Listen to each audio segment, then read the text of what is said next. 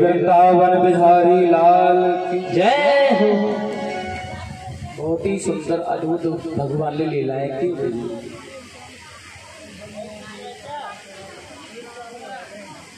अद्भुत देखिएगा, मन को चुराना। अद्भुत भगवान की गोपियों के मन को भगवान ने अपने पास रख लिया, और जिस मन को भगवान ने अपने पास में रख लिया है वो बड़ा आनंदमग्न है, बड़ा तृप्त है।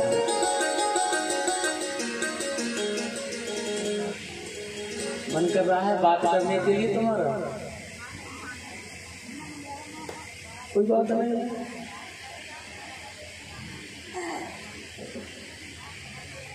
अगर ज्यादा मन कर रहा है बात करने के लिए थोड़ी देर कर लो, कोई बात नहीं, घर की बात है।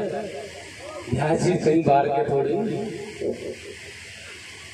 और इन्हें क्या पता चल रहा है, इतने लोग रहते हैं, हमें तक चुपचाप बातें भी करते रहे तो क्या फर्क पड़ रहा है, इन्हें पता ही नहीं चलेगा।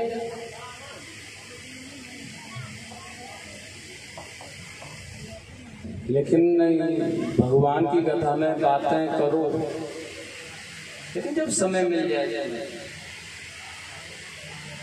कथा प्रारंभ हो तो बातें करते हो, जब नाच रहा हो कोई ऐसी नजर गाड़ देते हो, फिर नहीं नजर कहीं जाती है। इतना सुंदर नाच रही है, देख कैसे मटक रही है,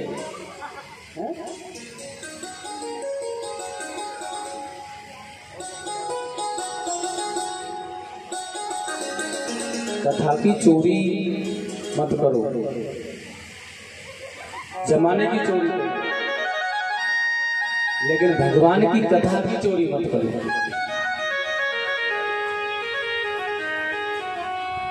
चोरी भी करो तो ऐसी करो जैसे कबीर ने की। क्या रखना है, कबीर बड़े महान संत हुए हैं, लेकिन महामुनि कबीर का एक सिद्धांत था, उनके दरवाजे पर होकर के कोई भी जाता था वह बिना सत्कार के नहीं जाता था। बहुत नहीं तो जलपान तो होता ही था, भोजन जलपान बहुत, मतलब कोई भी निकल के जा रहा है, आओ बैठो, सत्कार, बिना सत्कार के किसी को जाने नहीं देते थे वो। ऐसे महान अतिथि देवो भव, अतिथि सेवा करने वाले महान संत कबीर, मैं उनकी कहानी बता रहा हूं आपको।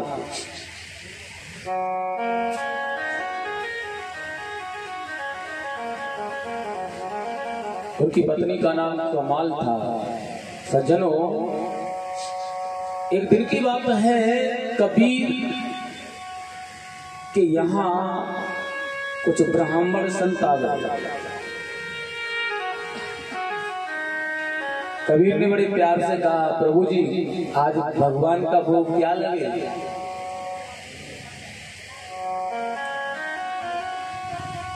संतों ने कहा जैसी आपकी इच्छा।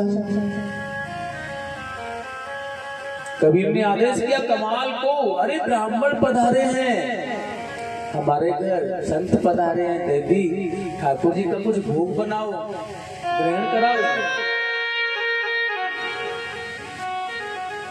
लेकिन सज्जनों, आज कबीर की पत्नी ने धीरे से इशारा देकर के अपने पति को पास में बुलाया और पास में बुलाकर के कहा है, स्वामी मैं मना नहीं करती हूँ कि आप अतिथि सेवा मत करो, मैं मना नहीं कर रही, अतिथि सेवा मत करो ऐसा भी नहीं कह रही हूँ मैं, लेकिन कम से कम इतना तो ख्याल रखा करो, इतनी जानकारी तो रखा करो कि घर पर कुछ है या नहीं।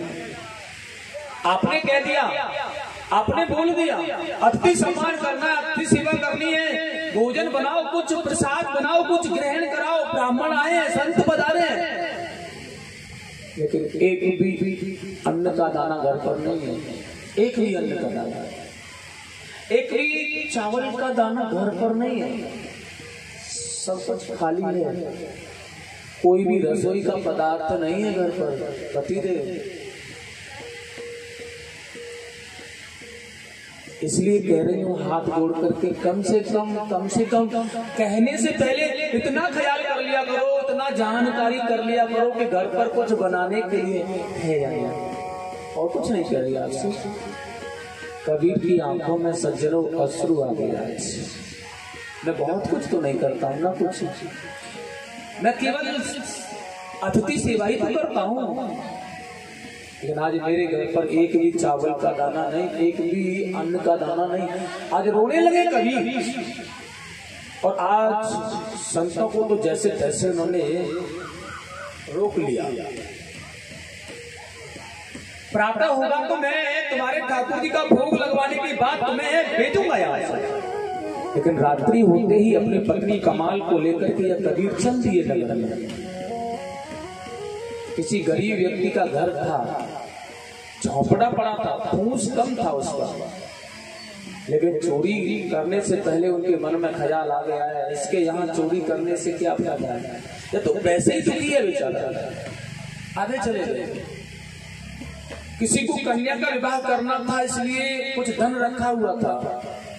अब सोचा इसके यहाँ अगर मैं धन इसकी चोरी कर लेता हूँ तो यह बेचारा कन्या का विवाह कैसे करेगा। चल दिए किसी कोई तन दुखी, कोई मन दुखी, कोई धनवीर रहित उदास, संसार में देखा सब परेशान है।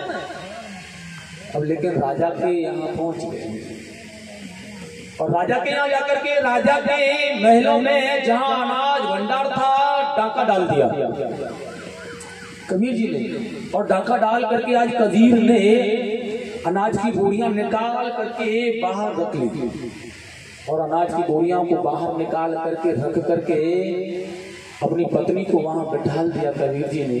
और पत्नी को बैठाल करके कहने लगे, सुनो देवी, जब तक मैं आना जाऊं तब तक यहीं बैठे देखते रहना। कवाल ने कहा, कहाँ जा रहे हैं आप? कबीर ने कहा, मैं राजा के पास में जा रहा हूँ। क्यों? क्योंकि महाराज को बताना चाहता हूँ कि तुम्हारे राज्य में चोरी हो गई है। क्योंकि प्रातः होगा, हम धान अनाज लेकर चले जाएंगे, पता कैसे चलेगा? महाराज बेचैन होंगे, परेशान होंगे सेवक, इसलिए बता तो दूं कि चोरी हो गई है और वो चोरी किसी ने नहीं, हमने की है, इसी निश्चिंत हो जाए। कमाल ने कहा, बावले हो गए हो, मुझे लग रहा है तुमने चोरी की है, तुमने डाका डाला है, तुम ही जाकर के बताओगे। महाराज तुम्हें पकड़ करके कारागृह में डाल देंगे, बस हो गई अतिथि सेवा, चलो यहाँ से। कबीर ने कहा, लेकिन नहीं, मैं नहीं जा सकता, मैं बता करके आऊंगा, मैं नहीं जाऊंगा। तो कमाल को वहां बैठाल करके रात्रि के 12 बज रहे हैं। सेवक को जाकर के कहा, महाराज से मिलना है। सेवक की इतनी मजाल नहीं थी कि महाराज को कबीर से न मिलने दिया जाए। संत कबीर बना रहे हैं तो अवश्य कोई आवश्यक बात है, इसलिए दौड़ा दौड़ा गया। रात्रि के समय सोते हुए महाराज को जाकर जगा दिया। कबीर पधारे हैं महाराज, संत कबीर मेरे यहाँ रात्रि में पधारा है। आज उसी क्षण निद्रा से भागते हुए राजा कबीर के पास आ गए, हाथ जोड़ करके, महामुनि कबीर जैसे संत रात्रि में पधारे हैं, कोई अवश्य कारण होगा। हाथ जोड़ करके राजा ने कहा, महात्मा आप रात्रि में पधारे हैं, मुझे बुलवा लिया होता आपने, क्यों कष्ट किया आपने, बताओ। कबीर ने कहा, महाराज आपके राज्य में चोरी हो गई है, इसलिए अवगत कराने आए हैं। चोरी हो गई है। राजा ने सेवकों को डांटते हुए कहा, क्या करते रहते हो तुम, चोरी हो गई मेरे राजघराने में, मेरे राज्य में, तुम्हें पता भी नहीं है। कबीर ने कहा, महाराज चोरी भी हो गई है, लेकिन घबराओ मत, चोर को पकड़ लिया गया है। महाराज ने कहा, कबीर जैसे संत से मुनिवर, कहाँ है वह चोर, कहाँ है वह चोर? कबीर ने कहा, महाराज वह चोर आपके सामने खड़ा है। राजा ने कहा, यह सेवकों ने, जो सेवक खड़े थे ना पहले, इन्होंने चोरी की। विश्वास नहीं होता है कि कबीर चोरी करेंगे, इसलिए मन वहां तो जा ही नहीं रहा है ना, इन्होंने चोरी की। नहीं महाराज, ये अपराधी नहीं है। किसने चोरी की है? अरे सेवकों को पकड़ो से किसने चोरी की, कहाँ है? कबीर जी ने कहा, महाराज वो आपके सामने खड़ा है, बताया ना, लेकिन सामने तो कोई नहीं दिख रहा है। कबीर ने कहा, मैंने चोरी की है महाराज। राजा ने कहा, आपने चोरी की है? ऐसा नहीं हो सकता प्रभु। हाथ पकड़ के राजा का लेकर आए, जहाँ कमाल बैठी थी उनकी पत्नी, अनाज की बोरियां निकली पड़ी हैं, कमाल बैठी हुई है, कबीर खड़े हैं, चोरी हमने की है महाराज। घुटने नीचे डाल करके राजा हाथ जोड़ करके पैरों को पकड़ के रोने लगा है, महात्मा मुझे यह बता दो तो तुमने चोरी क्यों की है? तुम्हें ऐसी क्या आवश्यकता हुई जो कि चोरी की है तुमने? आप मुझे बता दो। कबीर ने कहा, राजन मैं आपके राज्य में रहता हूँ, मेरा कोई और शौक नहीं है, मेरा शौक है केवल अतिथियों का सम्मान करना, अतिथियों की सेवा करना। लेकिन मेरे घर पर आज एक भी, मेरे यहाँ पधारे हुए भगवान पधारे हुए साधुओं के लिए एक भी अन्न का दाना नहीं था। अब मैं संसार वालों के पास में सब जगह चोरी करने का मन बनाने के लिए गया तो मुझे कोई न कोई उदास दिखा, इसलिए आपके यहाँ आकर चोरी की है मैंने, अपने अतिथियों की सेवा के लिए। राजा रोने लगा है, गिड़गिड़ा करके चौरों में गिर पड़ा है। महात्मन कबीर, आज से जितना भी अतिथि सत्कार, जितनी भी सेवा तुम्हारे यहाँ होगी ना, वह सेवा मेरे यहाँ मेरे राजकोष से होगी। इतना करना है, जैसा करना है, जैसे मन से करना है करो। अतिथि देवो भव, चोरी भी करनी है तो ऐसी करनी है जैसे कमाल में और कबीर ने। चोरी के अपराधी ऐसे बनो, किसी को कष्ट न पहुंचे, किसी को पीड़ा न हो, ऐसी चोरी करो। और हम तो भगवान की कथा में बैठकर भगवान की कथा की चोरी कर रहे हैं तो कितना अपराध होगा, हमें कितना पाप लगेगा। ऐसा नहीं करना चाहिए। चोरी भी कष्ट न हो किसी को, ऐसी करें। और ठाकुर जी की कथा में आप बातें करोगे, नहीं सुनोगे तो भगवान को कितना कष्ट होगा। तू मेरी कथा नहीं सुन सकता और क्या करेगा तू जीवन में।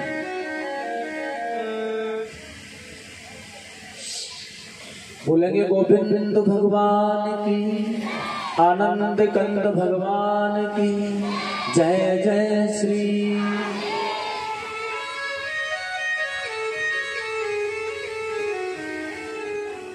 भजन बिन जीवन है बेकार।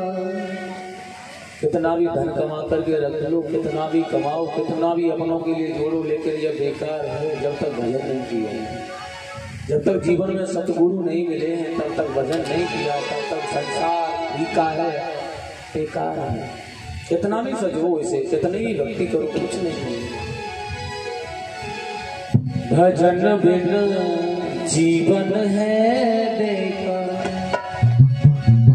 बीत चुका सो बीत चुका है, बीत चुका सो बीत चुका, अब अगला जन्म सुधार। भजन जीवन है बेकार, भजन बिन जीवन है बेकार, भजन बिन जीवन है बेकार। बीत गया सो बीत चुका है, बीत चुका सो बीत चुका है, अगला जन्म सुधार।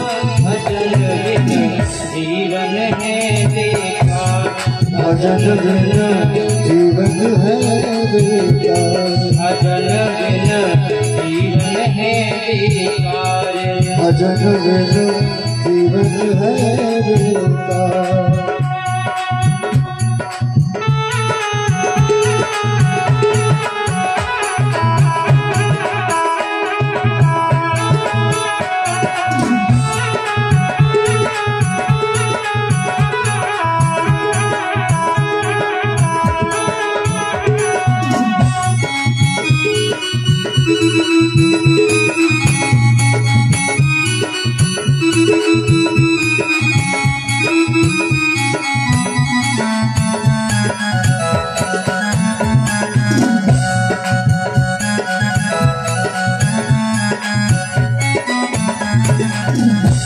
कहा है भैया, माया ने तुझको बहकाया, ओ माया ने तुझको बहकाया। ये माया ने तुझे घेर रखा है।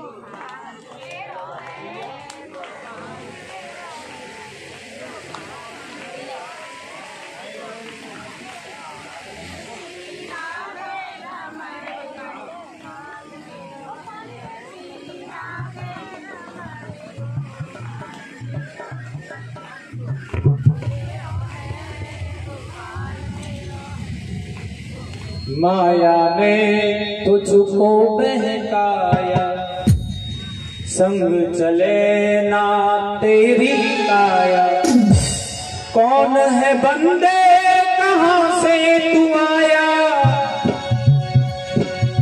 कौन है बंदे कहाँ से तू आया, क्यों बनता होशियार भजन बिन जीवन है बेकार, भजन बिन जीवन है बेकार, भजन बिन जीवन है बेकार, भजन बिन जीवन है बेकार। ओ कौन है बंदे कहाँ से तू आया, कौन है बंदे कहाँ से तू आया, कौन है बंदे कहाँ से तू आया, कौन है बंदे कहाँ से तू आया, क्यों बनता होशियार भजन बिन जीवन है बेकार, भजन बिन जीवन है बेकार, भजन बिन जीवन है बेकार। और कहा धन दौलत और माल खजाना, धन दौलत और माल खजाना, मूर्ख जिसको अपना जाना, मूर्ख जिसको अपना जाना, मूर्ख जिसको अपना जाना, मूर्ख जिसको अपना जाना। क्या संग लाया कहाँ से तू आया, क्या संग लाया कहाँ से तू आया, क्या संग लाया कहाँ से तू आया, क्या संग लाया कहाँ से तू आया, जाए हाथ पसार भजन बिन जीवन है बेकार, भजन बिन जीवन है बेकार, भजन बिन जीवन है बेकार।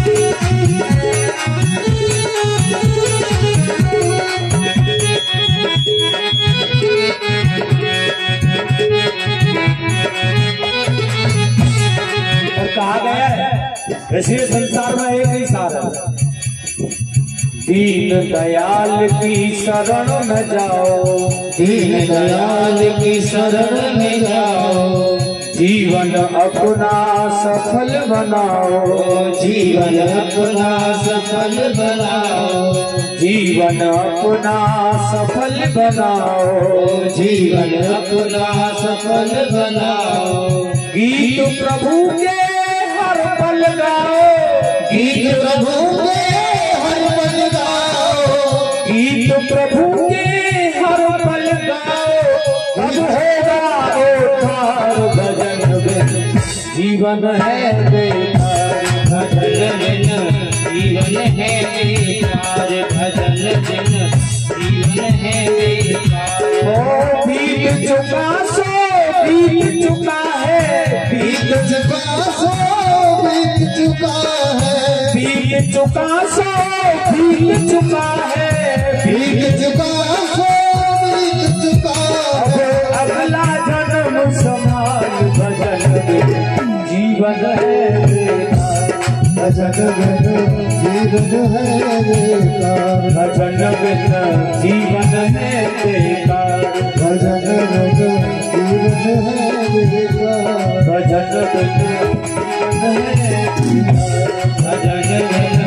जीवन है बेकार, भजन बिन जीवन है बेकार, भजन बिन जीवन है बेकार, भजन बिन जीवन है बेकार। इसलिए भगवान की शरण में चले जाओ, लेकिन सदगुरु की ज्ञान की प्राप्ति करने के बाद तभी आनंद मिलेगा। उससे पहले एक दिन की बात है, भगवान श्याम सुंदर अपने महल के बाहर माटी के ढेर पर बैठे हुए हैं। कीड़ा स्थल कीड़ा करते करते माटी को खाना प्रारंभ कर दिया। एकदा कीड़ु मानास्ते समबाधा गोपदार का कृष्णो विदम भक्षितम बमितम मात्रेण यनेदन। माटी को खा लिया। ग्वाल वालों ने जाकर मैया यशोदा से शिकायत कर दी, तेरे लाला ने माटी खाई है मैया। यशोदा मैया चांदी की सांटी लेकर के आगे पास, क्यों रे कन्हैया तूने माटी खाई? अब भगवान कह रहे हैं मैंने माटी खाई ना। बूढ़ी मैया को ऐसा लगा या मना कर रहा है, क्यों रे मधुमंगल क्या कह रहा था, या माटी खाई है तो तू मना कर रहा है। लेकिन मधुमंगल ने कहा इसका मुंह खुलवा के देख ले, मना कर रहा है तो दूध का दूध पानी का पानी हो जाएगा। भैया ने कहा लाला मुंह खोल के दिखाइयो। भगवान कह रहे हैं देख मैया मुंह खुलवा के मत देते। लेकिन मैया कन्हैया ने मुंह नहीं खोला, बंद किए हुए। मैया ने कहा खोल देना, नहीं खोला। अब धमकी देने लगी, राजी से नहीं मानेगा तू। कान पकड़ लिया, चौड़े बज मारे की ओ नाक में हमारे दम, मार मार गुलचा तेरे मोड़े को सुजाऊंगी। खात खीर खाड़ को पे बीजरी पड़त साड़, रोटी को दहू ना टूट माटी ही खवाऊंगी। कि ठाड़ो मुख मुंडे बताए दे अब सूदे गोए, है रही अबार कब दूध को धलाऊंगी। थारी नंदरानी मंदुमानी मुस्कानी तब, बेग मुख फाड़ नहीं हवा को बुला। राजी से मुंह खोल दे, नहीं हवा को बुला लूंगी। और भगवान ने सोचा ये हवा नाम की जो बला है ये हमसे भी बड़ी है, इसलिए भैया हवा को बुलाने के लिए कह रही है ना, इसलिए मुंह खोल दिया। हवा मत बुला, ये हवा की प्रथा है ना, बड़ी निराली है। लेना न धन, बच्चा रोने लग जाए तो मैया क्या कहेगी, हवा आ जाए चुप है जा। बेचारे ने हवा को देखा नहीं है कभी, चुप हो जाता है। हवा आ जाए, मुंह खोला। और जैसे भगवान ने मुंह खोला है, मुख में देखा सब संसार, भूत चराचर जीव त्रिलोकी सागर द्वीप अपार संसार। नदिया गंगा यमुना ब्रजबी नज शरीर घर द्वार, मुख में देखा सब संसार। नन्हे से कन्हैया के मुख में ब्रह्मांड व 14 साल 9 वर्ष भारतवर्ष, टीले पर्वत व जिले प्रदेश तहसील, मैया यशोदा का महल, नदिया यमुना महल पर टीला, टीले पर मैया और लाला हुआ। यशोदा रानी का बीपी हाई होने लगा, ब्लड प्रेशर बढ़ने लगा। कन्हैया जी ने अपने योग शक्ति से कहा क्या कर रही हो? जैसे तैसे मैया मिलती है, बताए कितना प्यार कितना दुलार करते हैं माँ पर। माँ होती है, तुम्हारे चक्कर में कहीं मेरी मैया न चली जाए।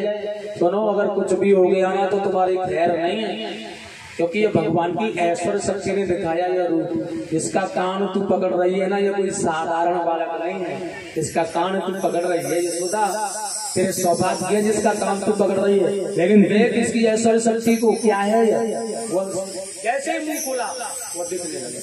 भगवान ने कहा अपनी ऐश्वर्य शक्ति से जाओ, बहुत हो गया, चली गई।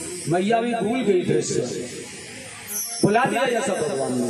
और यहाँ आज मैया सुखदेव जी कह रहे हैं पुनः प्रातः का समय है, अपने कन्हैया के लिए स्वयं अपने हाथों से दधी मंथन कर रहे हैं वृद्ध मैया यशोदा। अनेक दासियां होने के बाद भी स्वयं अपने कन्हैया के लिए अपने हाथों से माखन निकालती है। छोमम बसह पृथगहितरं दुर्मति सूत्र नंद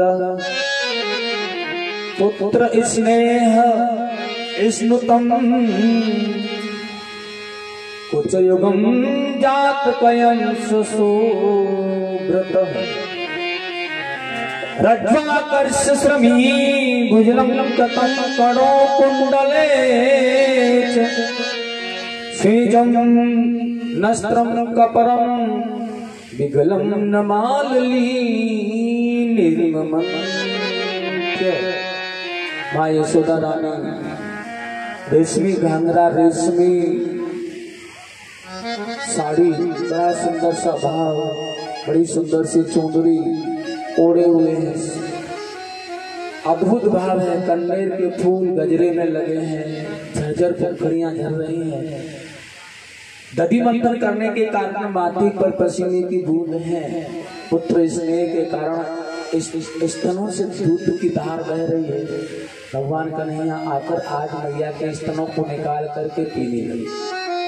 बड़े दुलार से गोद में बिठा करके स्तनपान माँ यशोदा करा रही है अपने कन्हैया को। लेकिन मैया यशोदा जिस दूध को कन्हैया को पिलाती हैं तो पदम गंधा नाम की गाय थी। उनका खास पौष्टिक दूध होता है कि भगवान कृष्ण के लिए रखा जाता है। गर्म करके उबालने के लिए रखा है।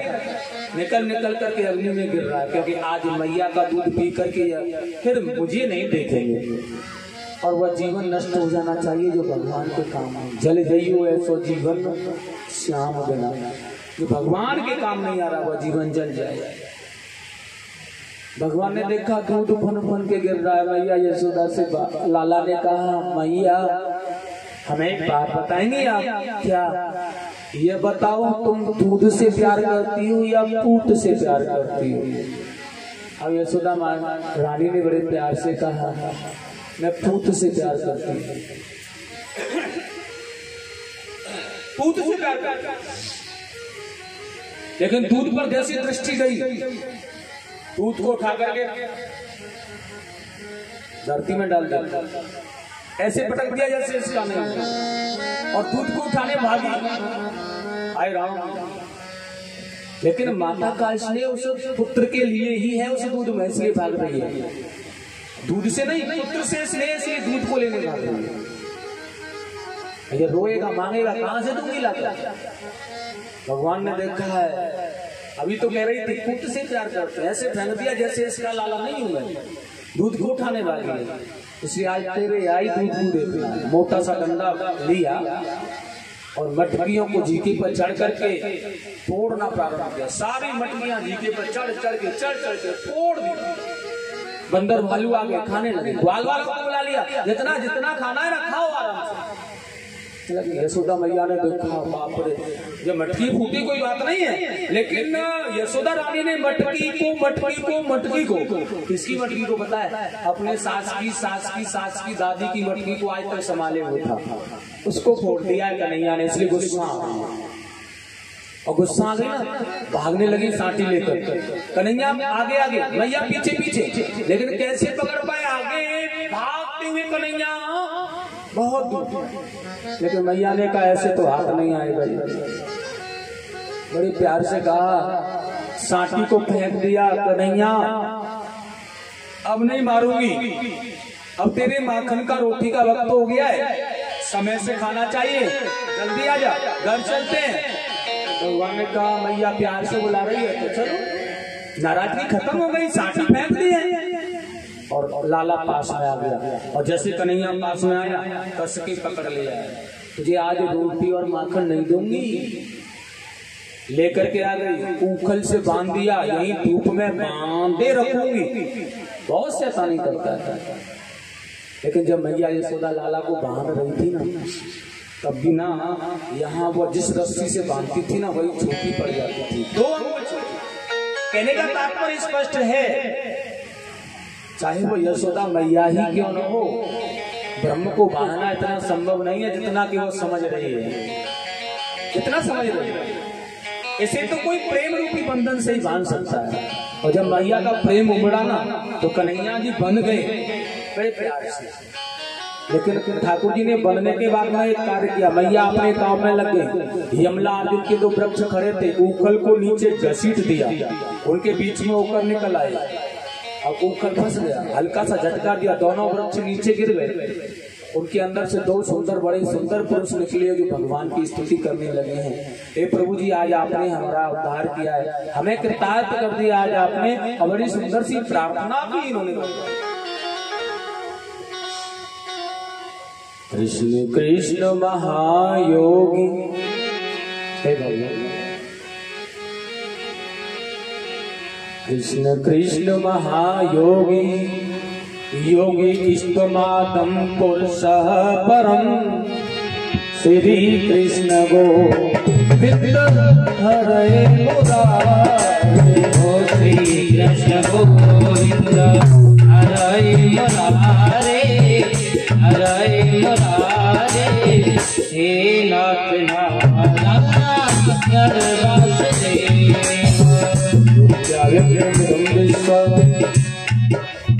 उपते ब्राह्मणावधू, उपते ब्राह्मणावधू, श्री कृष्ण गोविंद हरे मुरारे, श्री कृष्ण गोविंद हरे मुरारे, हरे मुरारे, हे नाथ नारायण वासुदेव। गोविंद बोलो गोपाल बोलो, गोपाल बोलो, राधा रमण हरि गोविंद बोलो, राधा रमण हरि गोविंद बोलो, राधा रमण हरि गोविंद बोलो। भगवान की प्रार्थना की इन्होंने चले गए, बड़ा सुंदर पुरुष बन करके दिव्य अपने दान के लिए। सुखदेव जी स्वामी ने कहा यह दोनों ही पुरुष कुबेर के पुत्र नलकुबर और मणिग्रीव के नाम से थे। प्रभु जी सुखदेव जी ने कहा राजा परीक्षित, इनका अपराध यह हुआ था, एक बार गंगा के पवित्र जल में नित्य अप्सराओं के साथ नग्न अवस्था में स्नान कर रहे थे। देवर्षि नारद के आने पर भी पापी वृक्षों की तरह खड़े रहे, उनका सम्मान नहीं किया। उन दिवंगनाओं ने वस्त्र धारण करके नमन तो कर लिया, लेकिन यह हंसने लगे देवराज देवर्षि नारद को देखकर, इसलिए क्रोध में आकर के श्राप दे दिया इनको, तुम वृक्ष की तरह खड़े रहे हो, जाओ वृक्ष योनि में चले गए। लेकिन एक प्रार्थना की तो उन्हें बताया है, समय आने पर भगवान द्वापर युग के अंत में तुम्हारा उद्धार करेंगे। इनका उद्धार किया है। नंद बाबा ने देखा दलाम से वृक्ष गिरे हैं, मेरे लाला को बाल बाल बचा, यशोदा को डांटा फटकारा, क्या किया तूने, क्या माना था इसे? यशोदा मैया ने कहा मुझे क्या पता था, बड़ा बाल बाल। नंदराज जी ने पंचायत रख दी, भैया देखो आप लोग वृद्ध हो, किसी वृद्ध गोपों ने यहाँ परामर्श किया, बहुत बार बार संकट आ रहा है इस स्थान पर, हमारा मन है कि यहाँ से कहीं दूर चले। बाल बालों ने गोपों ने कहा अच्छी बात है, छोड़ दो इस स्थान को जहाँ संकट है। आज के दिन फल बेचने वाली एक बुढ़िया फल बेचने आई थी। प्रभु जी आवाज लगा रही है, कोई फल नहीं लेने वाला उसका। भगवान ने छोटी सी अंजलि में दाने भर करके अनाज के भागे भागे गए, लेकिन जब तक वहां गए सारे दाने निकल गए। फिर भी जाकर कहा मैया हमें फल दे दो। भगवान ने कहा ना, उनके रूप को देख करके सारे फल भगवान की झोली में भर दिए। आ गई बेचारी, लेकिन घर आते आते देखा उसे हीरे मोतियों से भगवान ने मालामाल कर दिया। आनंद तेरे दरबार की भगवान अजब कारीगरी देखी, तुझे देते नहीं देखा मगर झोली भरी। सब लोगों ने अपने अपने सामान को बांध लिया, चलो।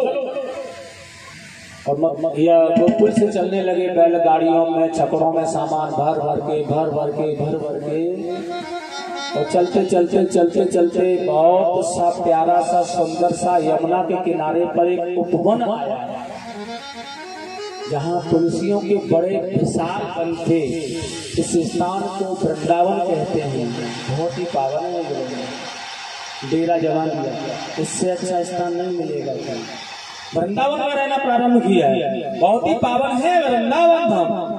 इदं वृंदावनं रम्य मम धामेव केवलं पंचयोजन गर्भं हि वनेदं देहरूपकः। 5 योजन पर्यंत दिव्य धाम भगवान का नित्य आश्रय, नित्य निवास श्री धाम वृंदावन, जो अपना घर है। ध्यान रखना, तीर्थों का राजा प्रयाग राज को भगवान ने बना दिया। भगवान विष्णु ने तीर्थों का राजा प्रयाग जी को बना दिया। सारे तीर्थों ने प्रयाग जी महाराज को सम्राट होने के कारण कर दिया। सम्राट को छोटे छोटे राजा कर देते हैं ना, सभी तीर्थ कर देते हैं प्रयागराज को। आज भी नमन करते हैं, महाराज है प्रयाग, लेकिन वृंदावन कभी कर देने नहीं गया। तीर्थों के महाराज प्रयाग में जाकर ब्रह्मा जी से कहा, जब हमारा अपमान कराना था तो महाराज क्यों बनाया?